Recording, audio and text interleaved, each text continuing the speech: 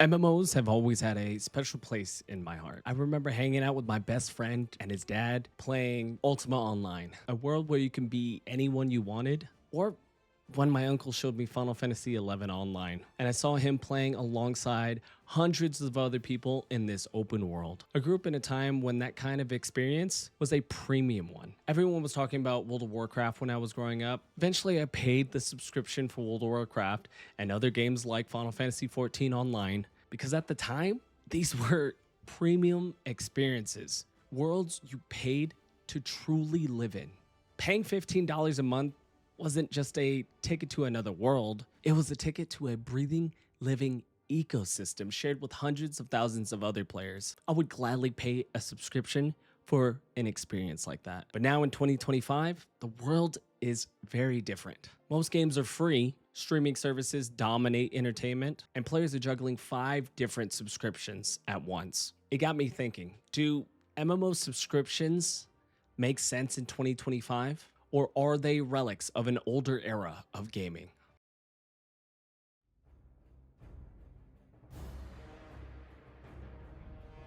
Let's start with us, the players. For almost 2 decades, $15 has been the standard for MMO subscriptions. It barely changed, even though the industry around it evolved dramatically. So the big question is the subscription a sign of quality and stability, or is it just outdated?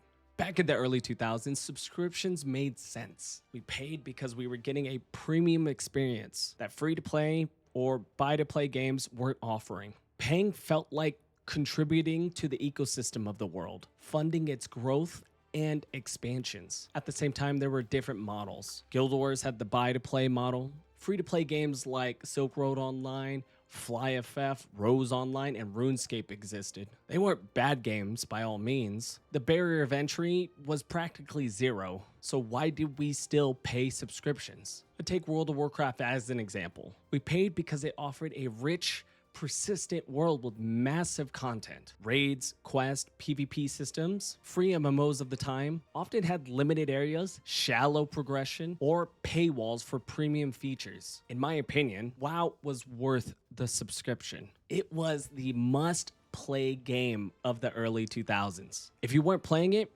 you were missing out. Paying a subscription often equated to predictable quality, a sense of ownership, and a commitment to the game. But in 2025, things are very different. There are more ways to play MMOs, and free to play doesn't automatically mean a smaller team or less content. Path of Exile, for example, gets consistent updates every few months. New classes, new acts, and even a sequel. You can also jump into Warframe, Thrones of Liberty, or Guild Wars 2 without paying a dime. So why are we still comfortable paying $15 for access to one game? Here's the thing. Compared to Netflix or HBO, $15 to $20 a month of shows feels fine because you can watch something new every day. But with MMOs, that $15 often locks you into a single world. Game designer Jeff Strand once said, "It became clear that the subscription model forced players to choose a single game rather than playing many different games." He's right. A subscription doesn't just cost money, it costs freedom. When you're paying every month, you feel you have to play or you're wasting your money. The cost to the consumer can add up dramatically. $15 a month equates to $180 a year or $1,800 a decade. That's a hefty price to pay. On top of that, there's the sunk cost fallacy.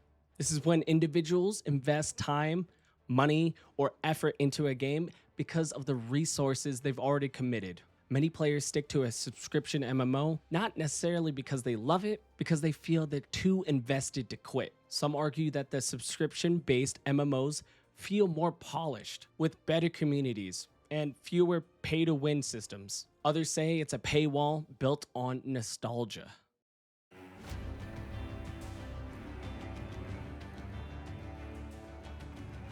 All right, let's flip the perspective to the developers. For studios running MMOs, subscriptions aren't just tradition, they're survival. A monthly sub provides predictable income, something free-to-play games can't always guarantee. That steady stream funds servers, live teams, community managers, and content pipelines. But it's also risky.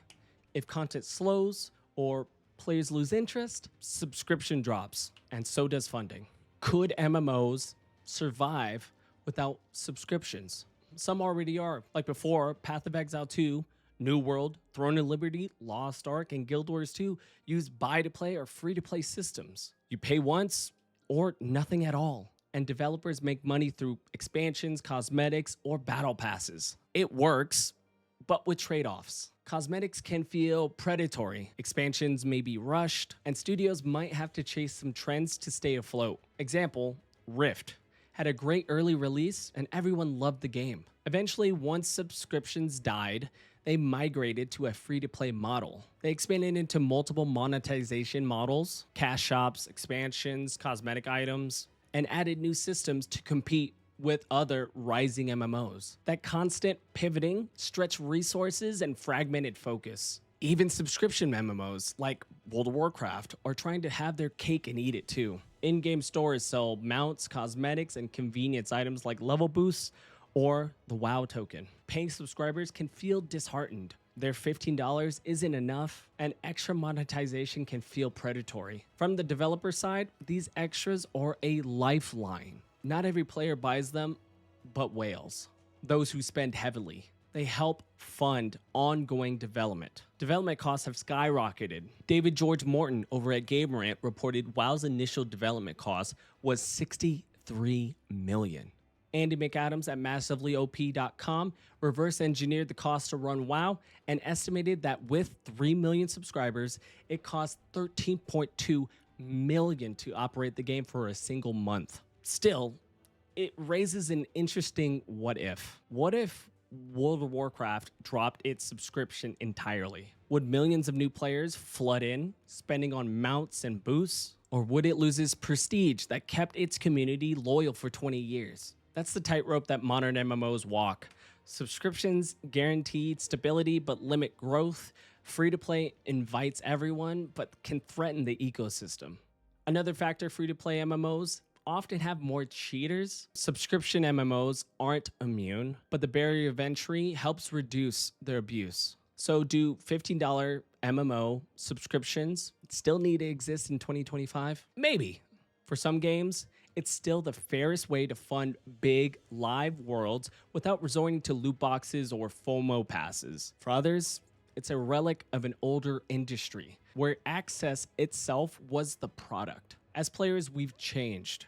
We expect a fair price model, meaningful updates, and optional spending. Maybe that's progress. Or maybe we've forgotten the value of paying for something that feels alive. For me, $15 used to mean more. It meant commitment, it meant community, it meant a world worth coming back to. But in 2025, $15 just feels like another bill. Maybe the real question isn't, do MMOs need subscriptions? Maybe it's, what kind of worlds are we still willing to pay for? Because in 2004, $15 a month bought you an adventure. In 2025, it might just buy you access.